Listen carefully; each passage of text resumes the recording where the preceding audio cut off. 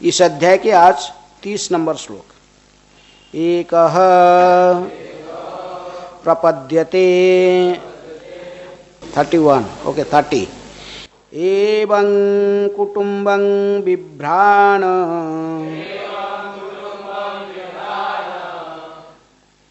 उदराम्भर एव वा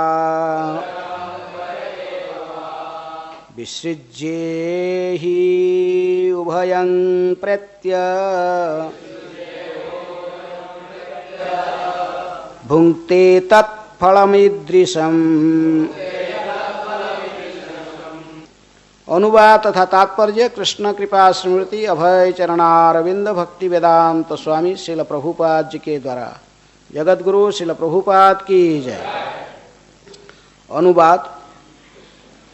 इस शरीर को त्यागने के पश्चात वह व्यक्ति जो पाप कर्म द्वारा अपना तथा अपने परिवार के सदस्यों का पालन पोषण करता है, नारकीय जीवन बिताता है और उसके साथ उसके परिवार वाले भी। कृपया दोहराइए। इस शरीर को त्यागने के पश्चात वह व्यक्ति जो पाप कर्म द्वारा अपना तथा अपने परिवार के सदस्यों का पालन पोषण करता है, नारकीय जीवन बिताता है और उसके साथ उसके परिवार वाले भी। तात्पर्य। आधुनिक सभ्यता की यही भूल है कि इसमें मनुष्य अगले जीवन में विश्वास नहीं करता, किंतु वह विश्वास करे अथवा न करे तो भी अगला जीवन होता है।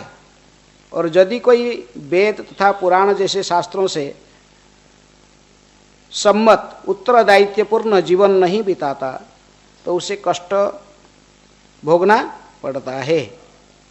मनुष्य से निम्न जोनियां अपने कर्म के लिए उत्तरदायी नहीं होती, क्योंकि उन्हें एक निश्चित विधि से कर्म करना होता है।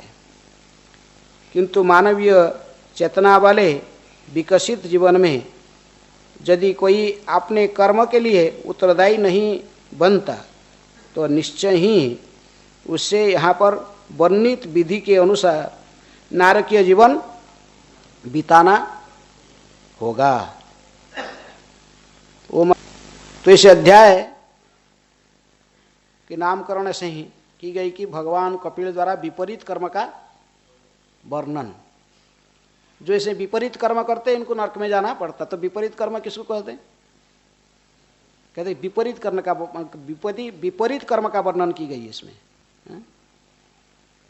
कुछ कर्म ऐसे जिसको करणीय है, जिसको करने से हम भगवत धाम प्राप्त करेंगे, और दूसरे प्रकार के कर्म जिसके माध्यम से नरकगामी हो जाते हैं, तो इसको विपरीत कर्म कहा गया। साधारण तो गीता में भगवान ने भी कहे कर्म अकर्म अकर्म कर्म और विकर्म। तो विकर्म को ही तो कहा जाता है क्या? विरुद्ध कर्म, जिसको इस श्लोक में 22 चैप्टर में कहा गया कि विपरीत कर्म। विपरीत कर्म माने जिस कर्म के माध्यम से हम विपरीत दिशा में जाते हैं, आध्यात्मिक उन्नति न करके आध्यात्मिक जगत में जाने के बदले कहाँ जाते हैं? जमलोक में जाते हैं, नरक में जाते हैं। और जो कर्म कहते तो उसको क्या कहते हैं? जैसे जो कर्म वैदिक कर्मकांड के आधार पर भी जो कर्म की जाती है, वैदिक के निर्देशन के आधार पर, वेदों के निर्देशन में, तो उसको कौन सा कर्म कहा जाएगा? विपरीत कर्म या अच्छा कर्म है? सकाम कर्म। लेकिन इस अध्याय में क्या वर्णन की गई? विपरीत कर्म। जिस कर्म के माध्यम से केवल नरकगामी होते, जो स्वर्ग जाते, तो उसको भी मैंने इसमें वर्णन नहीं कही, इस चैप्टर में नहीं किया गया। इस चैप्टर में ऐसे कर्म का वर्णन किया गया जिस कर्म के माध्यम से व्यक्ति कहाँ जाता? नरकगामी हो जाता है। भिन्न भिन्न नरक में कैसे कैसे कर्म में किस नरक को जाता है उसे पहले वर्णन का हो चुका है। जो से रेगुलेटरी प्रिंसिपल तोड़ता है तो कैसे इसको कहाँ, इसका जो परिणाम होता है, कहाँ जाना पड़ता है, उसको से बता गया। पिछले श्लोक में ही बता गया कि जो अवैध यौनाचार करता है कहाँ जाना पड़ता है उसको। जिस पुरुषों तथा स्त्रियों का जीवन अवैध यौनाचार में बीतता है उन्हें तामिश्र, अंधतामिश्र तथा रौरव नाम के नरकों में नाना प्रकार की यातनाएं दी जाती हैं। इस प्रकार अन्य अन्य कर्म के लिए इस सब जो विपरीत कर्म करते हैं, जो शास्त्र के नियम को तोड़ते हैं, बा गुरु के निर्देशन को तोड़ते हैं, नशा करना, जुआ सट्टा खेलना, अवैध संग करना और मांसाहार करना, जो ऐसे ही सब कर्म करते हैं तो उनको कैसे नरक में, कैसे कैसे विपरीत कर्म करने वालों को कैसे यातना भोगना पड़ता है, हैं? जैसे अवैध यौनाचार की फल क्या है, जो मांसाहार करता तो उसको कैसे क्या करना, क्या फल प्राप्त होता है, जो मांसाहार करता है, हैं?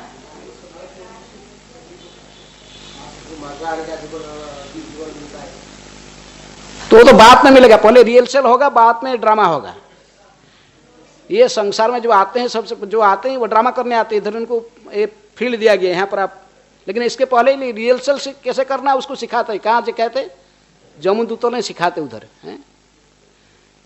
पिछले तात्पर्य प्रभुपाद ने कहा है इसको, वहाँ रिहर्सल करना कैसे है, ड्रामा कैसे करना उसको सिखाते हैं।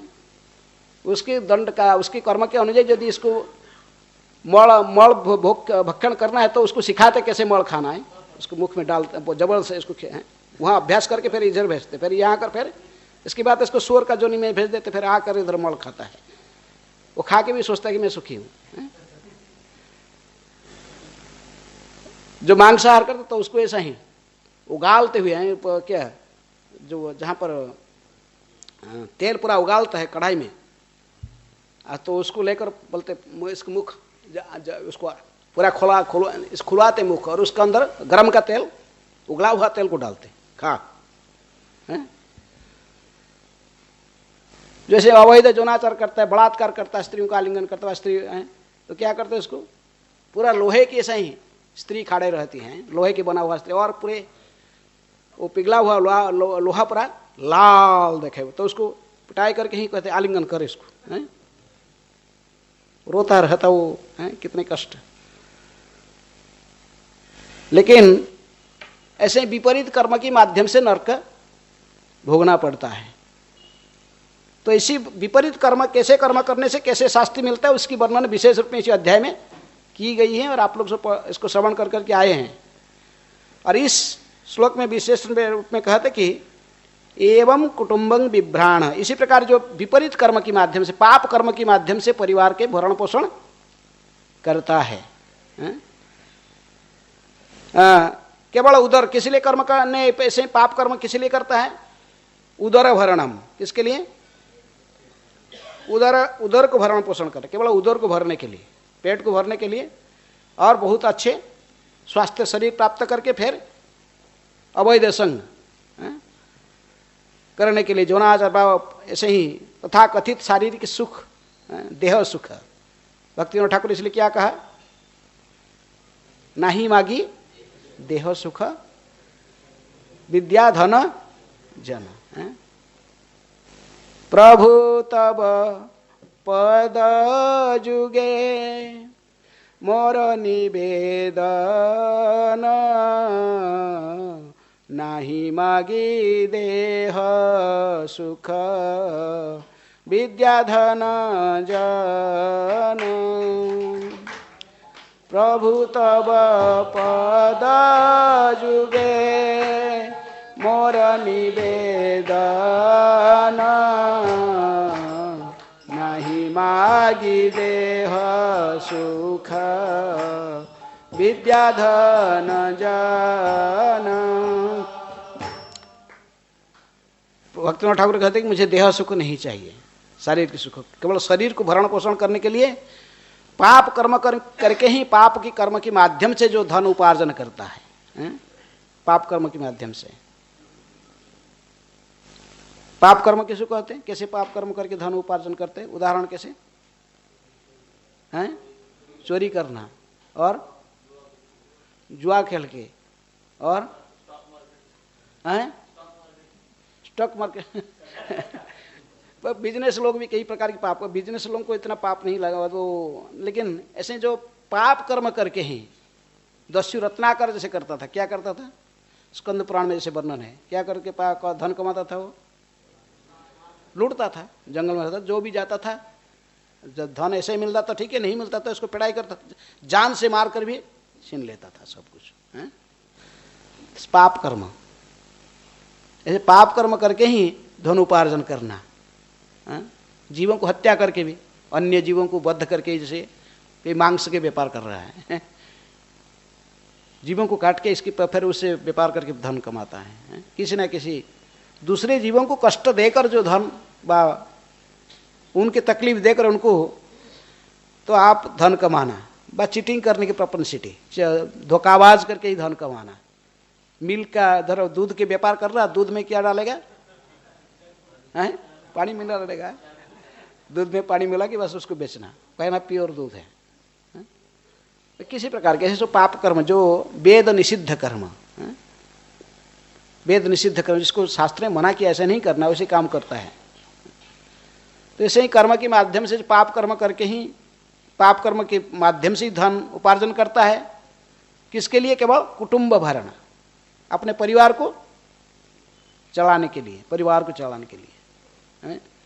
जीव गोस्वामी श्लोक की टीका में इस प्रकार व्यक्ति को कहते पापिष्ठ। क्या है वो? पापिष्ठ व्यक्ति, अत्यधिक पापी व्यक्ति माना जाए, जो वेद निषिद्ध कर्म करके केवल पेट को भरण करने के लिए, पोषण करने के लिए ही धन कमाता, उसका धन कमाने का दूसरा लक्ष्य नहीं। कभी कभी पाप कर्म करके, तथाकथित पाप कर्म करके भी कोई धन कमाता है, लेकिन वो धन वो यदि भगवान की सेवा में संपूर्ण उपयोग कर देता है तो फिर उसके पाप कर्म, वो पाप कर्म पूरे पवित्र हो जाते हैं, उसको नरक जाना नहीं पड़ता है। जैसे आप जो सुने हो, जो रंगनाथ जी के मंदिर को निर्माण करने के लिए वो एक थे, कौन? तो उनके वो तीर्थ क्या कहते हैं इनको, नहीं उनके जो सब गुरुओं को क्या कहते हैं, आलवर थे। तो उन्होंने एक डकैत पार्टी बनाकर धन लूट के लाते सबको, लेकिन वो खुद नहीं खाते थे। खुद क्या करते थे? खुद भिक्षा मांगते थे, माधुकरी करके जो मिलता है उसी कुकिंग करके भगवान को ऑफरिंग करके खाते थे। लेकिन जो डकैत के दल बनाए थे और उसका जितने धन आता था उसको अलग से रख के उसमें क्या किए, इतने बड़े विशाल मंदिर बनाए। आज तक आप हजार लाखों लोग जाते हैं, भगवान के लिए बना दिए मंदिर। लेकिन वो पहले मांगे थे, धनी लोगों को सब जाकर, राजा को जाकर निवेदन किए कि रंगनाथ जी के विग्रह जो उनको दर्शन कह के, यानी मंदिर के लिए, तो और कोई दिया नहीं पैसा, मांगने से कोई नहीं दिया, तो क्या करेंगे? तो समझ गए कहे कि ईशावास्यम इदम सर्वम, ये सारे भगवान का है, ऐसा नहीं दे रहा, छीनना पड़ेगा। तो ऐसे यदि कोई धन छीन लेता है किसे, कोई सेठ आदमी दे नहीं रहा है तो कुछ ले लेते, लेकिन ला के भगवान की सेवा में पूरा लगा देता है। आपने उदर भरण, ये शब्द इस श्लोक में विशेष ही लाइन इंपॉर्टेंट है। कौन सा? उदर भरणम है। धन असत उपाय से कमा रहा है, और किसके लिए कमा रहा है? स्वयं का उदर भरण और कुटुंब पोषण, अपने परिवार के स्त्री बच्चों इनको ही सुखी रखने के लिए। लेकिन यदि असत उपाय किसी कारण से, उसके स्वभाव ऐसा ही बन गया है व्यक्ति का, क्या करेगा? पूर्वजों के प्रारब्ध से स्वभाव बना हुआ है, झूठ मूठ कह कि पैसा कमाना उसके स्वभाव बन गया है, तो कहेगा झूठ और पैसा कमाएगा। लेकिन वो आके इस्कन में यदि लाइफ मेंबरशिप कर रहा है, डोनेशन कलेक्शन कर रहा है, और ऐसे करके तो स्वभाव को उपयोग कर रहा है भगवान की सेवा में, लेकिन एक नया पैसा जब में नहीं डालता, सारे पैसा कहाँ दे देता? भगवान को दे देता। लेकिन प्रार्थना करता, प्रभु मैं क्या करूं, मैं झूठ बोलना ऐसे ही मेरे आदत हो गया, आप चाहते तो मुझे शुद्ध कर दो, लेकिन ये धन आपका ही है सब, तो उसको फिर नरक में जाना नहीं पड़ता। लेकिन यदि कोई धन कमाता है, असत उपाय से कमाया, और उसको केवल अपने पेट भरने में, अपने पत्नी को अच्छे अलंकार साड़ी पहनाने में, और बच्चों को अपने सब पूरे घर का ही भरण पोषण में उपयोग करता है, तो उसी को कहाँ जाना पड़ता है? नरक में जाना पड़ता है। एवं कुटुंब विभ्राण उदरम अंबर एवं विसृज्य ही उभयं प्रत्य भुंक्ते तत्फलम ईदृशम। तो इसी प्रकार जो केवल उदर भरण के लिए इस शरीर को त्यागने के पश्चात वह व्यक्ति जो पाप कर्म द्वारा अपना तथा अपने परिवार के सदस्य को पालन पोषण करता है, तो उसी को नारकीय जीवन भोगना पड़ता है। वो अकेला नहीं, उसके परिवार के सदस्य वो भी जाते हैं। तो अपने पत्नी के साथ गया नाइट क्लब में और उधर हैं, वो भी खाया, उसका पत्नी भी खाया, दोनों खाए ना, मांसाहार किए और कुछ किए, तो उसके लिए दोनों को भोगना पड़ेगा ना। बच्चों को भी खिलाया तो उनको भी भोगना पड़ेगा है? खुद खाया, पत्नी को खाया, पत्नी को खिलाया, फिर बच्चों को भी खिलाया, तो सभी को भोगना पड़ेगा नरक है। तो इसलिए कहते हैं कि केवल अकेले नहीं, परिवार से जितने भी है सभी को नरक में जाना पड़ता है। लेकिन यदि पति पत्नी दोनों में से कोई एक भक्त है और दूसरा भक्त नहीं है, तो फिर दोनों को भोगना पड़ेगा नहीं, वो खाएगा नहीं उसके साथ हैं। धर पत्नी भक्त है तो अपने पति को मना करेगा, नहीं ये काम नहीं मत करो, नहीं मानेगा, नहीं, वो जाएगा शराब पिएगा और मांसाहार करेगा, तो उसको नरक में जाना पड़ेगा। पत्नी को जाना पड़ेगा नहीं, कि वो भक्ति कर रही, वो हरे कृष्ण कृष्ण कृष्ण वो भक्ति कर रही, क्या करेगी वो कयाधु और हिरण्यकशिपु, तो क्या करेगी। कभी कभी होता है कोई भक्त तो बन जाता है कि कोई जेंट्स आकर भक्त, कोई पुरुष आकर भक्त बन जाता है, लेकिन स्त्री नहीं बनती है वो घर। तो फिर जो हरे कृष्ण मंत्र जपा किया, भगवान की प्रसाद खाया, तो वो भगवत धाम में जाएगा। जो ये बात नहीं किया, हरे कृष्ण नहीं जपा है, तो फिर क्या करेगा, उसको नरक में जाना पड़ेगा। लेकिन ये कहते कि जो पत्नी होता है, पत्नी को 50% वो इसका पुण्य कर्म मिल जाता है। किसका? इसके पति जो कुछ करता है तो उसका आधा भाग है किसके? पत्नी का है? अब भगवान यदि कोई भक्त एक बन जाता है तो उसके संबंधित सभी को उद्धार कर देते हैं। उसके जितने संबंधित है वे सभी उद्धार हो जाते हैं। लेकिन जो स्त्री भक्ति करेगा तो वो अकेले उद्धार होगी। लेकिन कोई पुरुष उसका पति भक्ति किया तो वो अपनी स्त्री को उद्धार कर सकते। वो जो प्रार्थना करेगी मेरे स्त्री का भी उद्धार हो जाए, बच्चों का भी उद्धार हो जाए। स्त्री भी प्रार्थना करने पर फिर उसको यदि अपने पुण्य को, उसका इच्छा के ऊपर निर्भर करती है, वो दे सकती नहीं दे सकती, लेकिन वो पुरुष का भक्ति का ऑटोमेटिकली पुण्य उसको मिल जाती है। किसको? स्त्री को, क्योंकि ये सहधर्मिणी है, धर्म का भाग है, पाप का। तो दस्यु रत्नाकर की पत्नी यही बोली थी।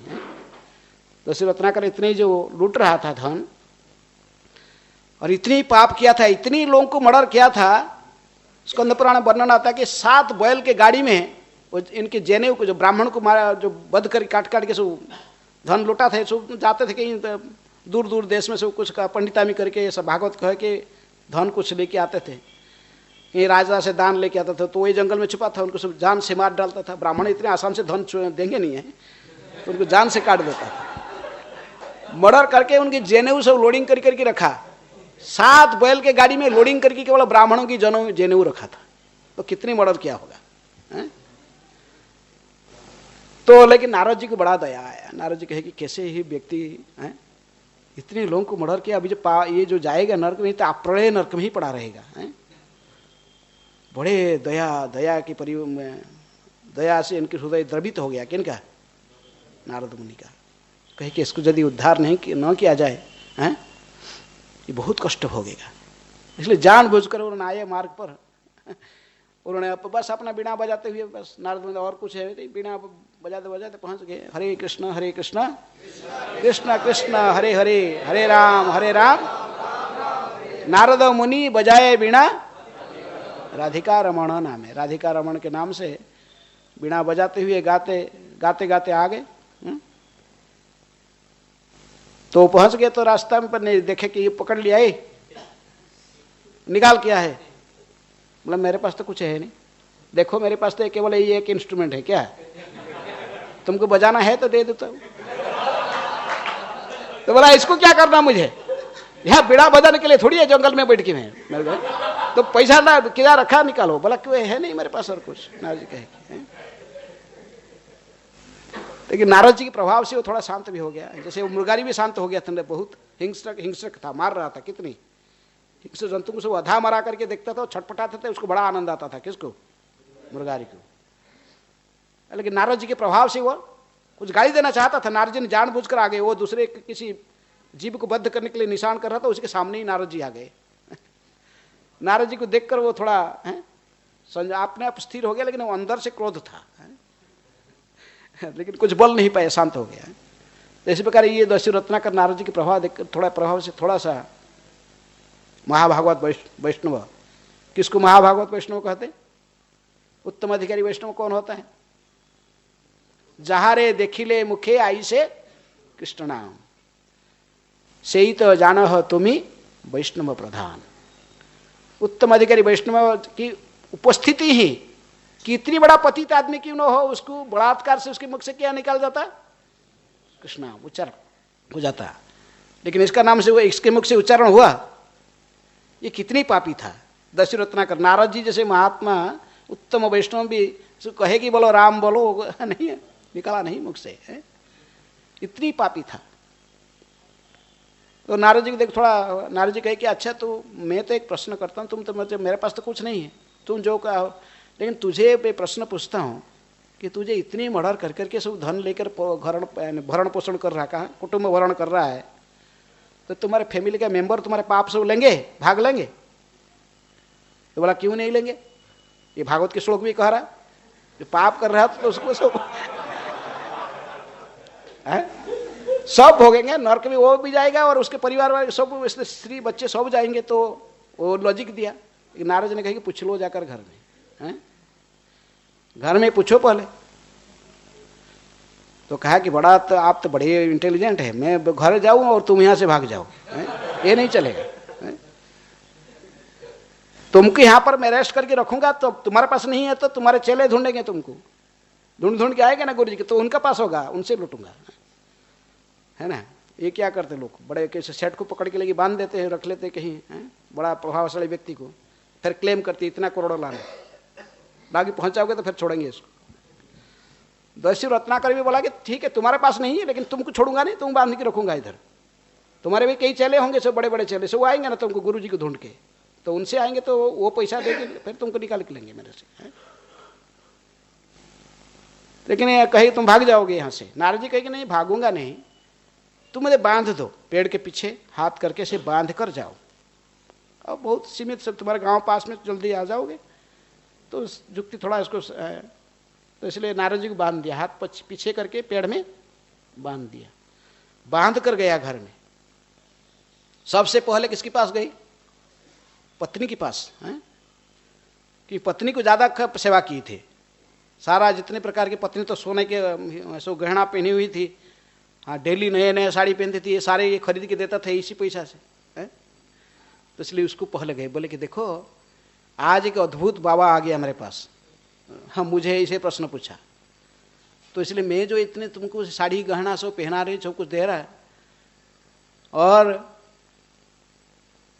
ये कैसे लाते तो पता है, डेली इतने लोगों को मर्डर कर करके मन को सब पाप विपरीत कर्म करके उनसे धन लाता हूँ, सबको मर्डर करके किसको इनके धन लूट के लाता हूँ, और उसी धन में तुमको ये साड़ी गहना और डेली जो तुम इतनी फीस्ट बनाकर खा रहे हो घर में, ये सब इसी धन में आ रहे, तो तुम मेरी पाप कर लेगा, पाप जो मैं जो पाप कर्म कर रहा हूँ तो उसका भाग तुम लगाएगी नहीं, तुमको तो भोगना पड़ेगा ना, तुम भी मेरे साथ में नरक में जाओगे ना, नहीं नरक में जाएंगे स्वर्ग में जाएंगे, तुम दोनों तो जीवन के साथी है, दोनों एक जगह जाएंगे ना, हैं? तो स्त्री कहे कि ये क्या बोल रहे हो, मैं आपका सह धर्मिणी हूं, सह पापिनी, मैं तो पाप कर्म नहीं किया, पाप कर्म आप कर रहे हो, हैं? और मैं आपके पत्नी हूं, मेरी भरण पोषण करना आपका काम, मुझे अभी तक पता नहीं था कि आप ऐसे करके धन ला रहे हो, हैं? लेकिन ऐसे करके लाए।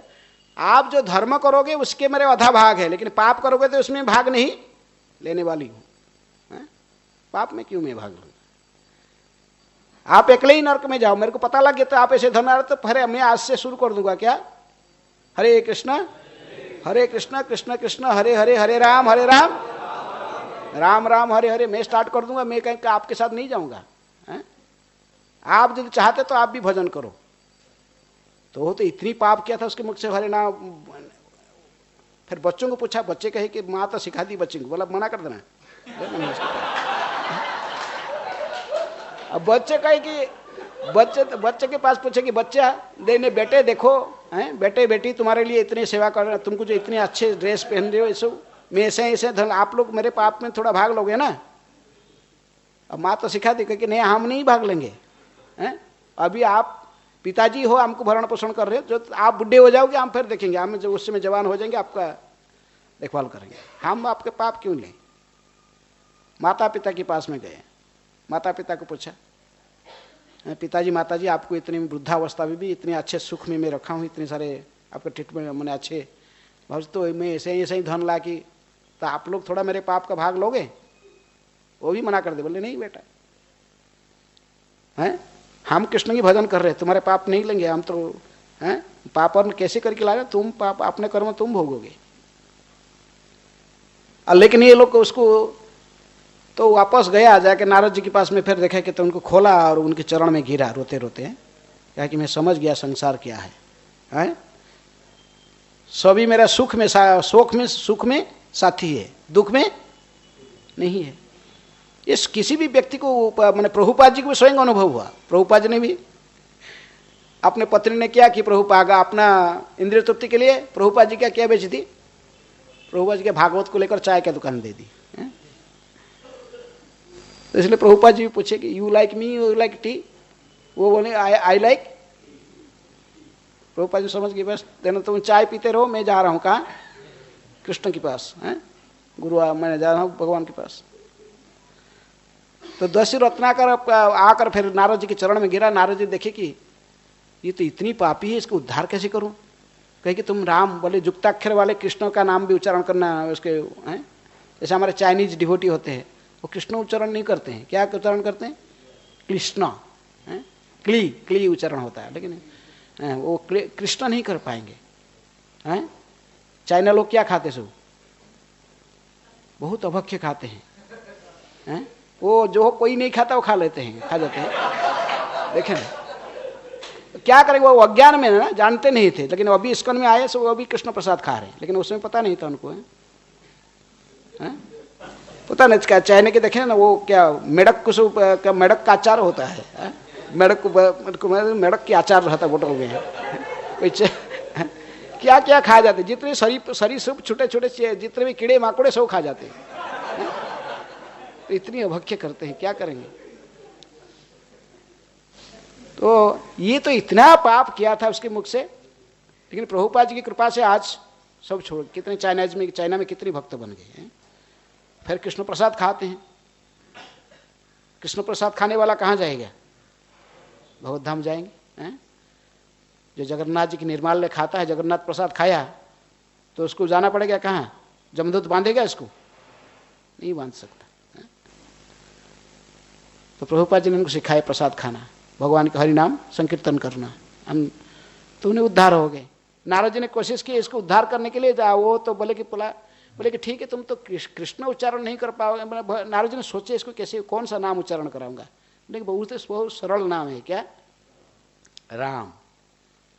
बोलो राम, बोले एक नाम ही काफी है, एक नाम उच्चारण करेगा तो करोड़ जन्मों के पाप नष्ट हो जा सकते। लेकिन जो अत्यधिक पापी होता है उसके मुख से भी हरिनाम उच्चारण नहीं होते, हरिनाम प्रभु के मुख से उच्चारण नहीं होते हैं।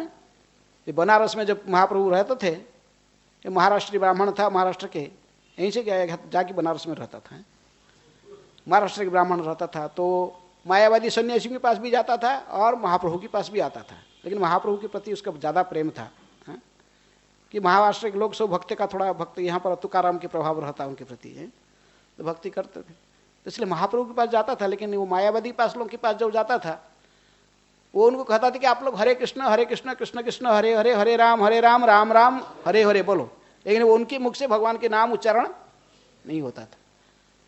ब्रह्म चैतन्य कहे निरवधि, वो महाराष्ट्र ब्राह्मण जो वापस जाता था, महाप्रभु कहता था कि ये जो मायावादी सन्यासी है, मैं देखा इनको जब कोई प्रसंग आता कि हरे कृष्ण बनने के लिए, ये इनके मुख से हरे कृष्ण उच्चारण नहीं होता है, भगवान की कोई भी नाम उच्चारण नहीं होता है, कृष्ण गोविंद राम नृसिंह कोई भी नाम उनके मुख से उच्चारण, केवल वो कोई किसी कारण से बोलने पर भी मैं देखता हूँ जब प्रसंग आ जाता है कि नाम बोलने, वो उच्चारण नहीं होते उनके मुख से, वो केवल कहते ब्रह्म चैतन्य शून्य है निराकार, निराकार निर्गुण निर्विशेष यही कहते रहते। तो इसलिए महाप्रभु ने कहा है मायावादी कृष्ण अपराधी, इसलिए ब्रह्म चैतन्य कहे निरवधि। वो हमेशा यही उच्चारण करेंगे, उनकी मुख से भगवान के नाम उच्चारण नहीं होते हैं, अत्यधिक पापी की मुख से। तो इनके नाम मुख से दर्श रत्नाकर वो अत्यधिक पापी होने के कारण, तो नारद जी ने सोचे कैसे इसको उद्धार करना। तो मरा हुआ वृक्ष देखे गिरा हुआ था, तो कहे कि ये वृक्ष क्या हुआ, बोल सकते हो ना? बोले हाँ ये तो मर गया। तो बोले तो मरा बोल सकते हो ना? बोले हाँ मरा, ये मर गया है। बोले मरा ही जपो। बोलो मरा मरा बोलते रहो। कृष्ण भक्त बड़ा चतुर है, चतुर होते हैं नारद जी, बहुत इंटेलिजेंट है। कृष्ण नाम हरि नाम बड़ा ही मधुर, जेई जन कृष्ण भजे से बड़ा चतुर। प्रकृति इंटेलिजेंट कौन है? जो कृष्ण नाम की भजन करता, जो हरे कृष्ण मंत्र की जप करता, कीर्तन करता, नाचता गाता, उससे बुद्धिमान कोई है संसार में? हैं? ये बात जाएगी सभी साइंटिस्ट लोगों को बोलोगे, वो मानेंगे तो आपको उनसे इंटेलिजेंट समझेंगे? नहीं समझने वाले हैं। लेकिन कृष्ण ने, नारद मुनि बड़े चतुर थे, सदा भगवान के भजन करते थे। ये हरे कृष्ण मंत्र कौन दिया? कौन ला कर दिया संसार में हम लोग सबको जपने के लिए? कौन दिया? महाप्रभु तो दिए, लेकिन ये कहाँ से ओरिजिनली कौन लाया इसको? ये महामंत्र को लाया कौन?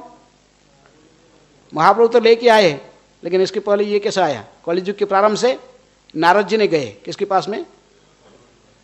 ब्रह्मा जी के पास जाकर पूछे कलिहत मनुष्य कैसे उद्धार होंगे। तो इसीलिए ब्रह्मा जी ने इस मंत्र दिया कि इनको सबसे पहले किसको दिया? नारद जी को। कहे कि ये है कलिहत जो मनुष्य को उद्धार करने के लिए, यही है तारक मंत्र, यही है पारक मंत्र। तारक और पारक क्या फर्क? राम नाम जपने से व्यक्ति भवसागर से, जन्ममुक्त संसार से उद्धार हो जाता है, और कृष्ण नाम जपने से उसको भगवान के चरण में प्रेम प्राप्त होता है। चेतन चेतन में कहा गया कि राम नाम उच्चारण करने से, इसलिए जो राम राम कह के बनारस में जो शरीर त्यागते हैं, तो राम राम कह के उनको उद्धार कर देते। कौन? शंकर जी इनको वैकुंठ भेज देते। राम राम कहने से मुख्य मिलता है, उसको जन्मोक्त संसार से मुक्त मिल जाता है, मुक्ति हो जाता है। लेकिन भगवान के चरण में प्रेम प्राप्त करने के लिए क्या बोलना पड़ता है? कृष्ण नाम लेना पड़ता। हरे कृष्ण कृष्ण कृष्ण हरे हरे, हरे राम राम राम हरे हरे। तो पहले तो संसार से मुक्त हो जाए, इसलिए कहे कि तुम कृष्ण नहीं बोल पाएगा, और तुरंत इसको कहाँ से कृष्ण प्रेम मिलने वाला? ये तो इतने पापी है। पहले तो राम बोले, पाप की प्रतिक्रिया से मुक्त हो जाए। एक बार भगवान के नाम लेने से करोड़ों जन्म की पाप से मुक्त हो जाता है व्यक्ति। तो कहे कि बोलो थोड़ा राम बोलो, राम नहीं कह पाया तो वैसे मरा मरा कहे, तो मरा मरा कहने लगा, मरा मरा मरा मरा मरा मरा। क्या हो गया? बस बोले कि बैठा, यहीं बैठ जाओ, उठना नहीं यहाँ से, यहीं जपा करते रहो। तो गुरु को जब इसको आदेश देता तो शक्ति भी देता है। जब गुरु स्पिरिचुअल मास्टर किसी को कहता कि ये सेवा करने के लिए, शिष्य यदि बड़े माने आदर के साथ गुरु की आदेश को स्वीकार कर लिया, तो उसका आशीर्वाद भी देता है। कौन? गुरु। उस कर्म कैसे कर पाएगा, उसके लिए शक्ति भी देता है। तो ये राजी हो गए जब कि मैं हाँ मरा मरा कहूँगा, तब तो नारद जी ने आशीर्वाद दिया, ठीक है तुम इसी शुद्ध नाम लेते रहो।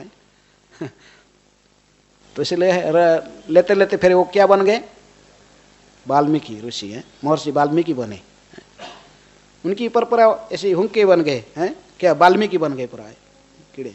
तब भी वो अंदर में सारे इनके मांस को खा गए, तब भी वो हड्डी में रहकर क्या बोलते थे? हिरण्यकशिपु का भी ऐसे ही हालत हुआ था, लेकिन वो राम नहीं बोला वो और कुछ बोल रहा था। वो कहीं, लेकिन उसको वो यदि इसे राम बोलता उसका भी उद्धार हो जाता, लेकिन वो बोलने वाला है नहीं है? रावण को बोला कि तुम राम, बोले मैं जानता हूं, लेकिन यदि राम जपूंगा तो फिर सीता को हरण नहीं कर सकता है? कुछ लोग होते ही से संसार में जानते हैं भक्ति करने से भगवत धाम जाना, पर नहीं वो भी भगवत धाम जाना थोड़ी, अभी थोड़ा इंद्रिय तृप्ति भी करना है। राम जपूंगा तो फिर वो संसार में वैराग्य आ जाएगा, फिर वो ये ठीक नहीं है। अभी समय नहीं हुआ, अभी समय नहीं हुआ, जब बुढ़े हो जाएंगे फिर उस समय राम करेंगे। अभी तो हैं, अभी ऐसे ही करते रहे, इंद्रिय तृप्ति है, विरुद्ध कर्म करके, विपरीत कर्म करके, कैसे भी है, हैं? ऋणं कृत्वा घृतं पिबेत जावत जीवेत सुखम जीवेत। प्रभुपाद ने तात्पर्य में कहते कि कलि पहले प्रारंभ से कहते कि इस कलियुग में लोग आप मैंने क्या क्या विश्वास नहीं करते, अगला जन्म के विश्वास नहीं करते हैं। प्रभुपाद तात्पर्य में लिखे अगले जन्म के विश्वास नहीं करते हैं लोग, लेकिन कहते विश्वास करो या ना करो फिर दोबारा जन्म लेना पड़ता है, क्योंकि भगवान ने कहे जातस्य ही ध्रुव मृत्यु ध्रुव जन्म मृत्युश्य च। जो भक्ति नहीं किया है, भक्ति के मार्ग पर आया नहीं, तो इसको ये चक्र में घूमना पड़ता है। पुनरपि जननम पुनरपि मरणम पुनरपि जननी जठरे शयनम। लेकिन चारवाक मुनि कहता कि क्या कहा, जिसको आजकल भी स्कूल कॉलेज में सब यही शिक्षा प्राप्त करते हैं, भस्मीभूतस्य देहस्य कुत पुनरागमन भवेत्। कौन देखा है शरीर भस्म हो जाने के बाद दोबारा जन्म लेना? कोई विश्वास है? नहीं तो देखा कोई इसको? विश्वास नहीं करता। चारवाक मुनि ने कहा था कि लाखों साल पहले तो कहा था कि अब तो उसी को आजकल नास्तिक वाले सब स्वीकार कर लेते, बोले देखो ये भी मुनि है, बताया था ये भी है। भस्मीभूतस्य देहस्य कुतः पुनरागमन भवेत्। कौन जानता है, देखा कौन? दोबारा जन्म लेना पड़ता है। इसलिए कैसे भी हो धन कमाओ। ऋणं कृत्वा, वो तो ऋषि था, वो शराब भी नहीं पीता था, मद कह के इसलिए शराब नहीं पीने के लिए बोला। क्या पीने के लिए बोला? प्योर घी। ऋषि तो वो गाय के घी प्योर घी पीते थे। अभी प्योर घी कहाँ मिलेगा आपको? मिलने वाला अभी प्योर शराब मिलता है। तो लोग इसलिए कहते बस वो चारवाक मुनि के तो फिलोसफी स्वीकार कर लिए, लेकिन वो घी नहीं पीते हैं। क्या पीते हैं? तो इसलिए नर्क में जाना पड़ेगा। जो शराब पीते तो नर्क में जाएंगे। ये विरुद्ध कर्म है। वेद निषिद्ध कर्म करे, वेद विशुद्ध कर्म करने से नर्क में जाएगा। लेकिन वो चारवाक मुनि की वो फिलोसफी ठीक नहीं है, जो कहा कि भस्मीभूत से देह से कुत पुनरागमन भवेत्। शरीर भस्म हो जाने के बाद कौन देखा है पुनर्जन्म? आप लोग इसको स्वीकार कर रहे हैं, पुनर्जन्म होता है कि नहीं? होता ना। तो उस बात को इसलिए प्रभुपाद जी कहते कि तात्पर्य में कि वो माने या न माने, केहू माने केहू ना माने, ठीक दोनों ही सही है। जो नहीं मानता है, लेकिन वो माने न माने, लेकिन अगला जीवन होता है। और यदि कोई वेद तथा पुराण जैसे शास्त्र से समस्त उत्तरदायित्वपूर्ण जीवन नहीं बिताता, तो उसे कष्ट भोगना पड़ता है इसी जीवन काल में, और अंत में नरक में जाना पड़ता है। किसी किसी लोग को इसी जन्म में ही नरक भोगना पड़ता है, यहीं पर नरक भोगता है। तो लंदन में प्रभुपाद जी लेक्चर देते थे, एक पूछा प्रश्न, कहा कि प्रभुपाद व्हाट इज हेल? आप बहुत कह रहे कि नरक में जाना पड़ेगा, व्हाट इज हेल? प्रभुपाद ने कहा कि this London is hello, this London is hello. क्योंकि यहाँ पर क्या क्या रश्मि नहीं पड़ रहा है, सूर्य का रश्मि नहीं पड़ रहा है इधर है। कभी कभी कोई 2-4 दिन महीने में कभी किसी सीजन में कोई दो सूर्य आ जाता तो आकाश में लोग भागते हैं, कहाँ पहाड़ के ऊपर चढ़ के वहाँ उधर जाके देखने के लिए। किसको? है तो लेकिन फिर भी लोग सोचते कि लंदन बड़ा बहुत अच्छा जगह है, लंदन अच्छा है, सो जाना चाहते। कहाँ जाना चाहते हैं? लंदन जाना चाहते और अमेरिका जाना चाहते। हम देखा है वृंदावन में कोई लोग तुलसी आरती करते हैं तो नहीं कहते कि विलास कुंज दिए वास, मोरइयो विलास अमेरिका में दिए वास है। देखो फिर क्या होता, क्या होगा? यहाँ जाते हैं, अमेरिका पहुंच के भक्ति भी पहले भी थोड़ा भक्ति किया है, जामबिड़ी बन जाते, फिर उधर जाकर प्रैक्टिकल और जामबिड़ी बन जाते। यहाँ तो जब इस्कॉन में पहले जॉइन किया था, आर्त अर्थार्थी होकर भगवान के 4 प्रकार के व्यक्ति शरण में आते हैं। जो आर्त अर्थार्थी है उनकी मति को कभी बिगाड़ जाता है, जो एसोसिएशन गड़बड़ी होगा तो आए फिर चले गए, फिर अमेरिका जाते, फिर वहां जाके क्या करते? Money sweeter than Honey brighter then sunshine, बस फिर जामबिड़ बनता है। लेकिन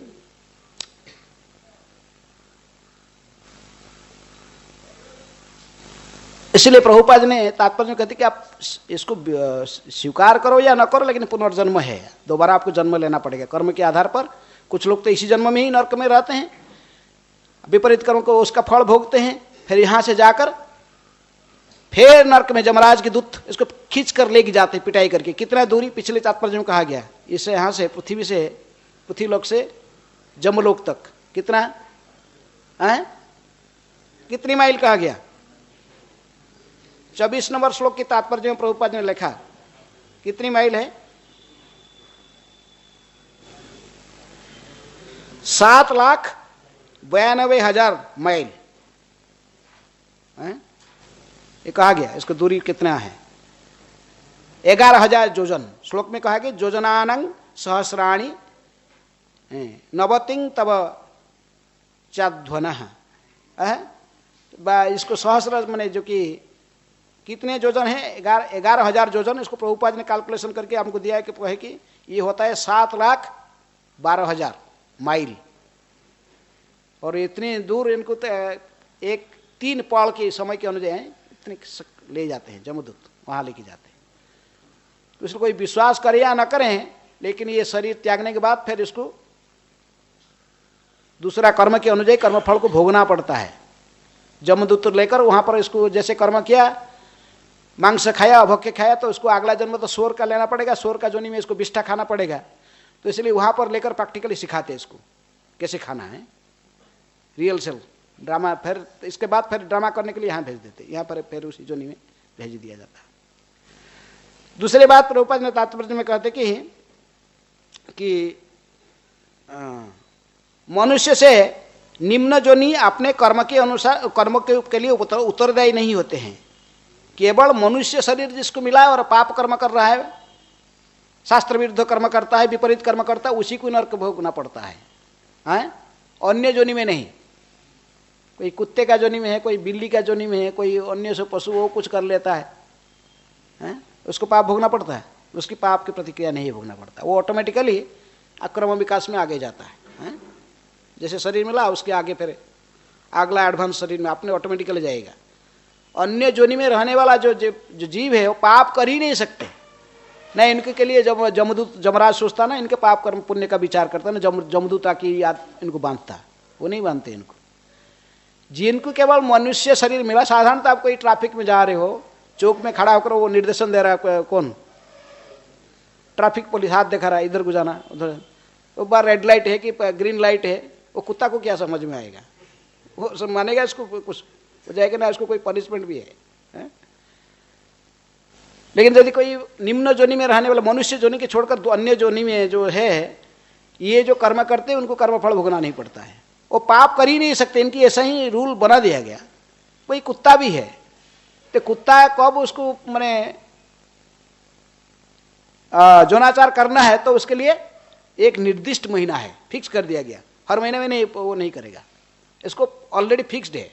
उसकी मन में ऐसे ही संघ की इच्छा केवल पार्टिकुलर उसी महीने में आएगा, हमेशा नहीं है, वो हमेशा नहीं करता।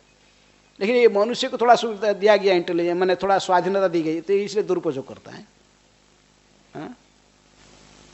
तो इसलिए मनुष्य शरीर जो मिला है और जो कृष्ण भजन नहीं किया है, मानव जन्म लभिया राधा कृष्ण ना भजिया, जानिया सुनिया विष खाइनु। मनुष्य शरीर मिला और उसको भजन नहीं करता, उसी को इसका प्रतिक्रिया भोगना पड़ता है।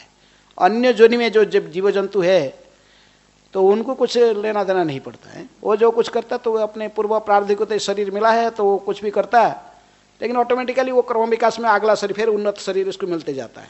ऐसे घूमते घूमते 84 लाख जोनि में फिर इसको मनुष्य शरीर दिया जाता है, चांस दिया जाता है। फिर मनुष्य शरीर प्राप्त करके यदि भक्ति नहीं किया, फिर इसको निम्न जो फिर नरक भोगना पड़ेगा, फिर निम्न जोनि में आना पड़ेगा। क्षीणे पुण्य मरते लोकंग विसंति। वो जो लोग मैंने धर्म पुण्य कर्म करके भी स्वर्ग में जाते हैं, उनके लिए भी। इसलिए प्रभुपाद जी कहते कि मनुष्यों की अलावा जो अन्य प्राणी है, निम्न जोनियां अपने कर्म के लिए उत्तरदायी नहीं होते, क्योंकि उन्हें एक निश्चित विधि से कर्म करना होता है। किंतु मानवीय चेतना वाले विकसित जीवन में जो ऐसा ही वेद निषिद्ध कर्म व विपरीत कर्म करता है उसको नरक में जाना पड़ता है।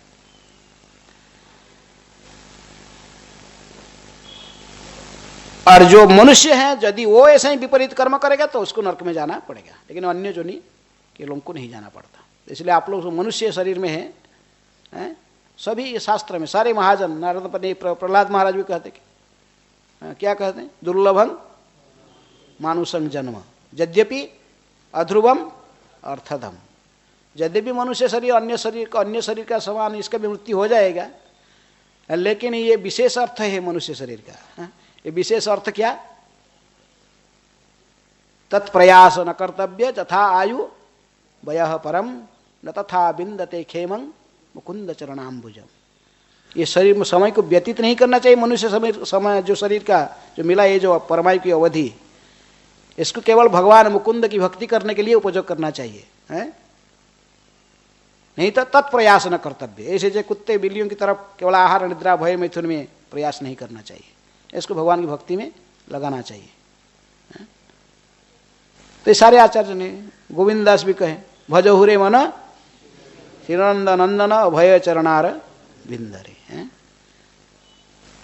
कमल दल जल जीवन टलमल भजहु हरिपद नीति रे। तो इसलिए अभी से, जब से हमको थोड़ा पता चला कि जीवन का लक्ष्य क्या है, तब से स्टार्ट कर देना चाहिए। हम तो इतने प्रहलाद महाराज की तरह भाग्यवान नहीं है। प्रहलाद महाराज को नारद मुनि की कृपा हो गया तो माँ की गर्भ से ही भक्ति करना शुरू कर दिए थे। लेकिन प्रहलाद महाराज ने स्वयं कहा कि तो आप कब से स्टार्ट करो, कौमारे आचरत प्राज्ञ धर्मान भागवत ही है। भागवत धर्म का ही निर्देशन है, कौमार अवस्था से शुरुआत कर दो भगवान की भजन करना है। और यदि वो भी नहीं कर पाए तो प्रभुपाद जी ने कही कि जब से तुमको माने साधु संग प्राप्त हुआ स्टार्ट करो। प्रभुपाद ने जाकर हिप्पियों को सिखाया भक्ति वहाँ। तो इस प्रकार जब से आपको साधु संग मिला और पता लगा कि यही जीवन का लक्ष्य था, शुरू कर देना चाहिए वहीं से, तुरंत ही।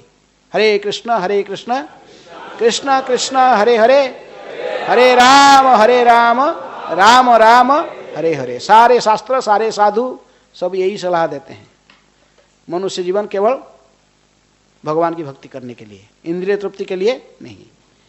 इंद्रिय तृप्ति के लिए जो कर्म उसी को कहते विपरीत कर्म। जैसे श्लोक कह रहा है कि जो गृहस्थ आश्रम में रहकर जो केवल कौन नरक में, सभी को नरक में जाना पड़ता है, किसको, एवं कुटुंब विभ्राण में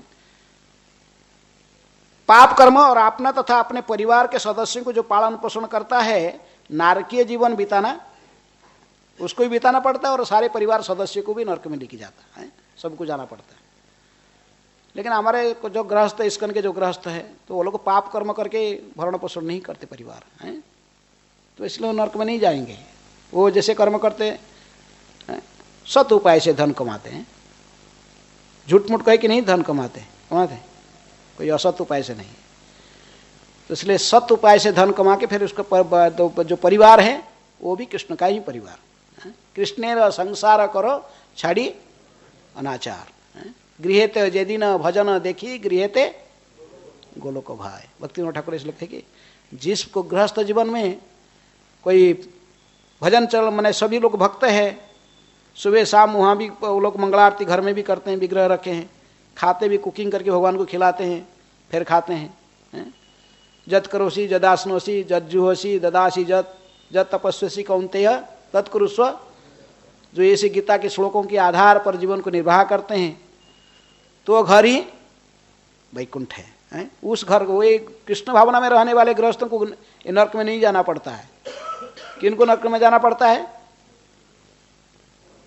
जो भगवान की भजन नहीं करते हैं, भगवान की भक्ति नहीं करते हैं, केवल इंद्रिय तृप्ति के लिए धन कमाते और उसी में परिवार को भरण पोषण करते हैं। तो इसी प्रकार व्यक्ति स्वयं को भी नरकगामी, स्वयं भी नरक में जाता है, और उसके जिसको सब लेके जाता है नाइट क्लब में, उसको भी मांस खिलाता है, वो भी जाएगा नरक में, उसके बच्चों को भी खिलाता है, वो भी सारे नरक में जाते हैं।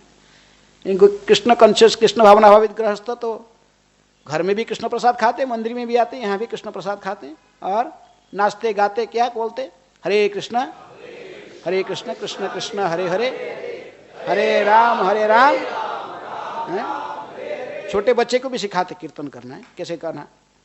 उसको फिल्म गाना नहीं सिखाते, सिखाते कोई हैं?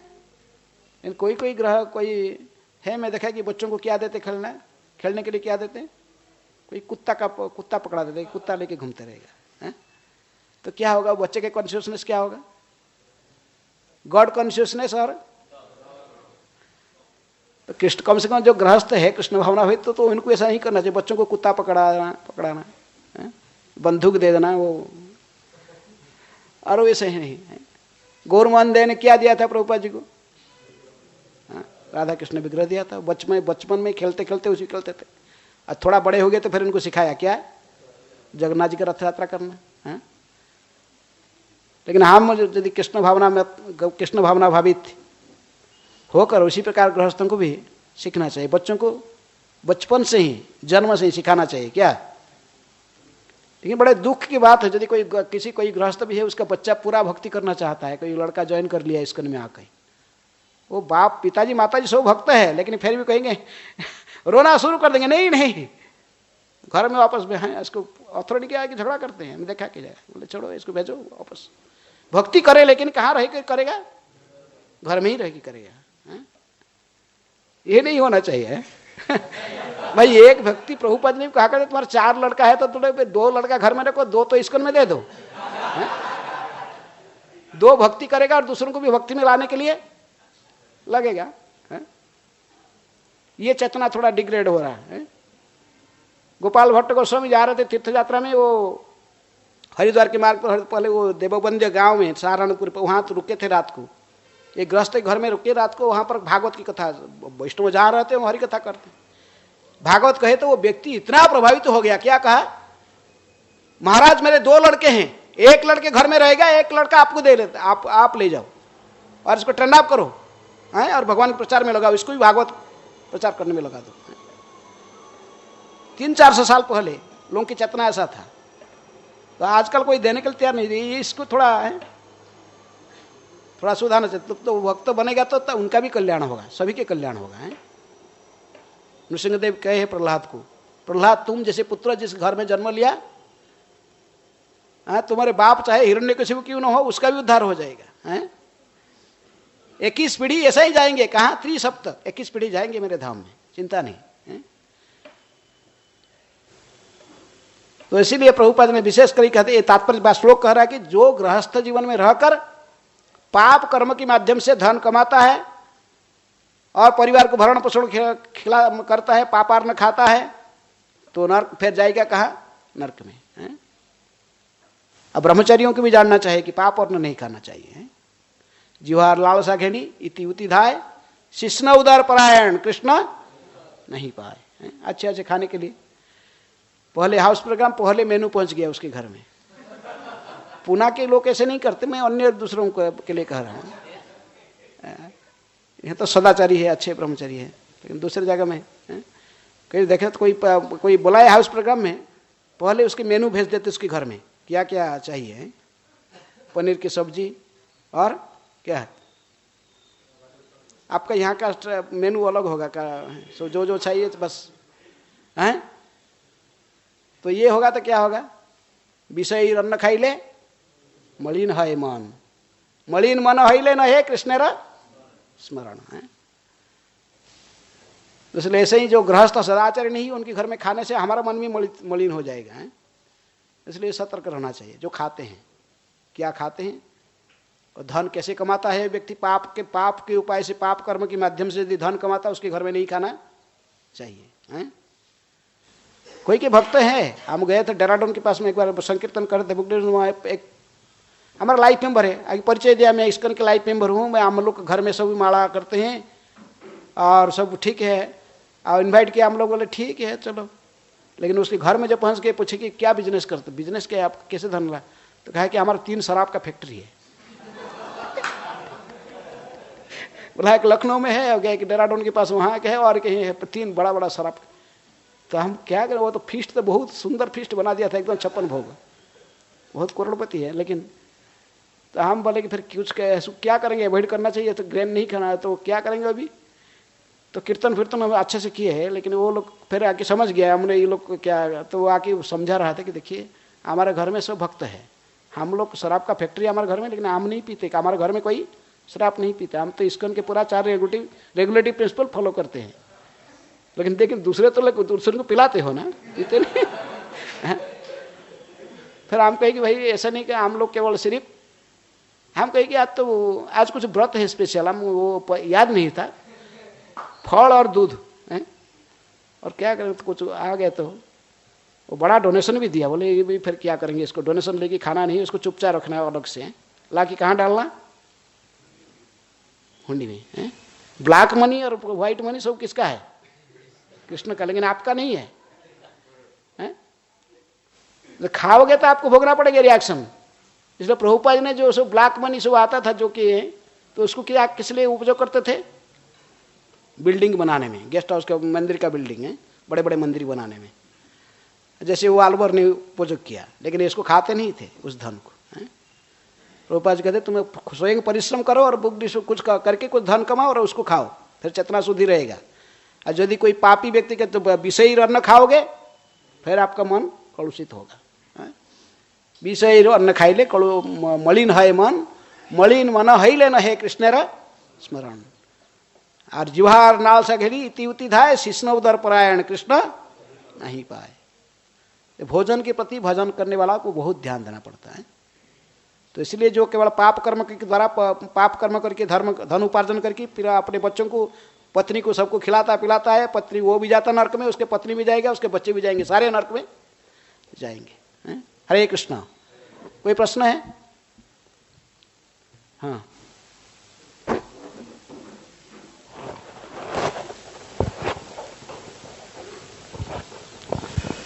महाराज आप बता रहे थे कि पति जब भक्ति करता है तो पत्नी को आधा भाग मिलता है। हाँ।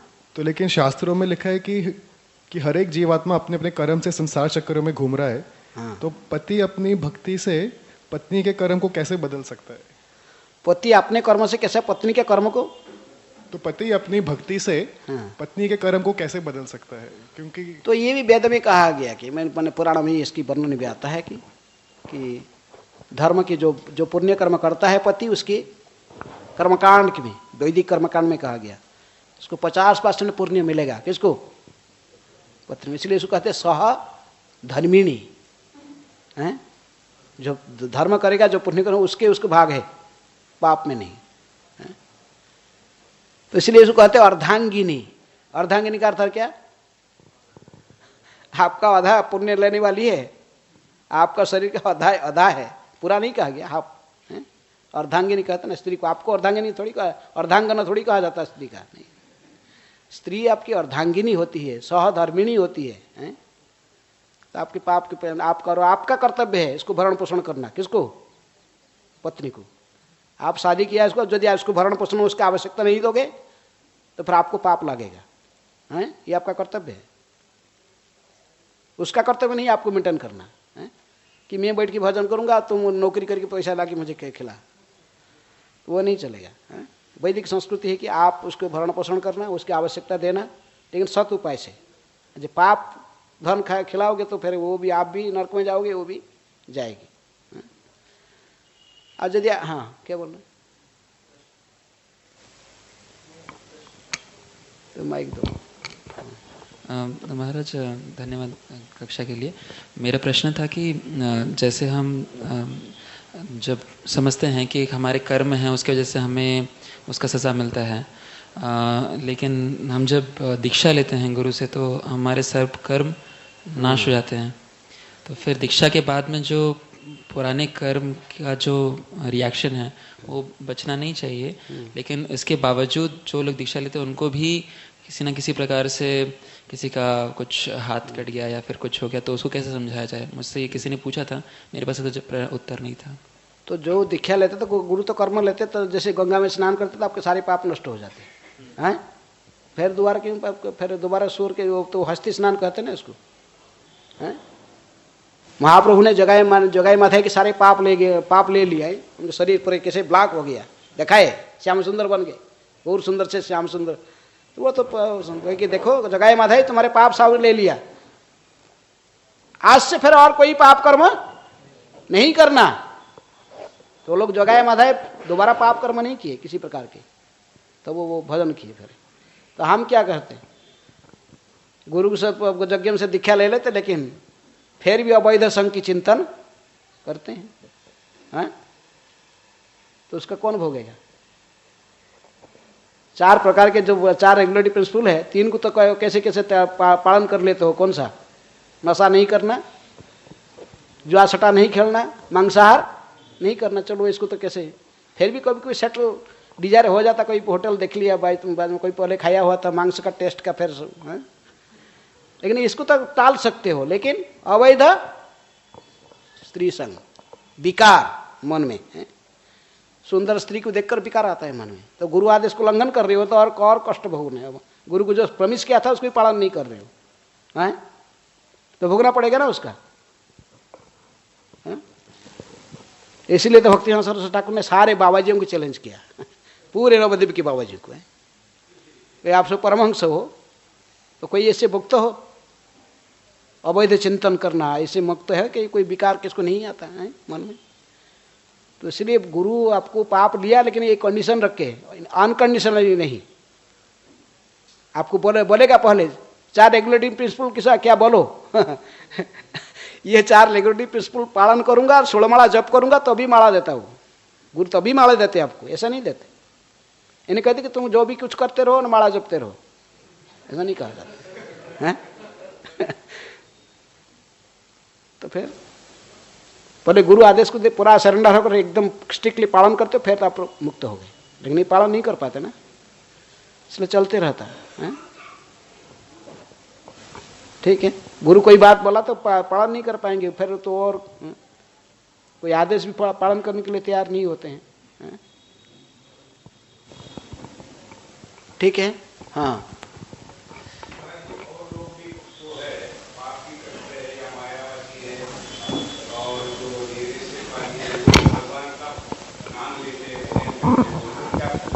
मायावादी लोग भगवान भजन करते हैं। मायावादी नाम तो लेते हैं। जैसे अत्यधिक पापी जो मायावादी पूरा होता तो प्रकाशानंद सरस्वती जैसे मायावादी था, उसका मुख से भगवान के नाम नहीं उच्चारण होता था। जो लोग हाफ मायावादी हैं, हाफ मायावादी, आधा मायावादी आधा भक्त कुछ लोग होते हैं। हमारा है कि इसका कोई भक्त एक है, मैं देखा प्रैक्टिकल भक्त, इनिशिएटेड डिवोटी है, लेकिन वो दोनों प्रकार के लेक्चर देना जानता है।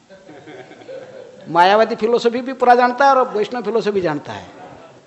और जब वैष्णव के समाज में चला जाता तो वहाँ पर एक नहीं, हम इस्कॉन में आता तो इतनी फर्स्ट क्लास लेक्चर देगा, आप तो एकदम मोहित हो जाओगे, इतना सुंदर लेक्चर। फिर तब देखोगे हरिद्वार में चले जाएगा, वैष्णव मैंने मायावादी के बीच में बैठा तो फिर वो तिलक चेंज कर देता है, ऐसा तिलक फिर वहाँ अलग